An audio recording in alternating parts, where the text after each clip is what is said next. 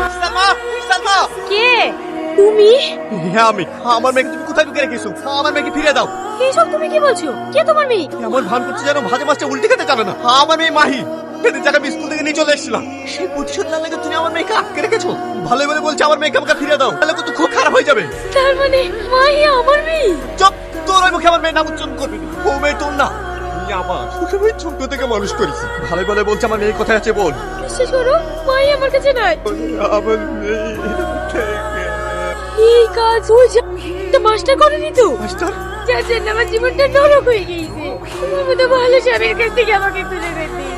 তোর বাড়ি ঠিকানা তুমি জানো? হ্যাঁ জানি। কামাল, বেরাই বাচ্চা। এই, এটা ভদ্রলোকের বাড়ি, আওয়াজ নিচ্ছে। তোর ভূত তার কিছু বলে রে। বল আমার মেয়ে কোথায়, বল বল। তোর ভূত কাছে কেমন বলছিস?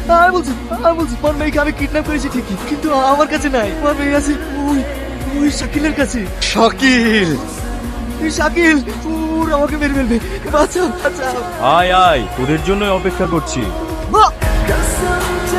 তার মানে সব নাটের গুলো তুই? তাহলে তুই আমাকে চিনতে পেরেছিস? ভাই আমি তো তোমার কোনো অন্যায় করিনি, তাহলে তুমি আমার মেয়েকে কেন কিডন্যাপ করে নিয়ে এসছো? অন্যায় তুই করিসনি, অন্যায় করেছে তোর বউ। মনে পড়ে সেদিনের কথা?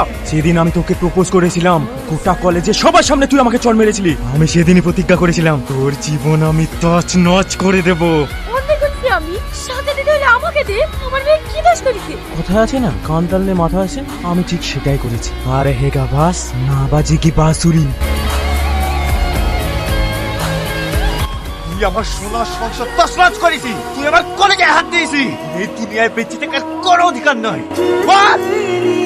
আব্বু, মা, তুমি কোথায় যাচ্ছ?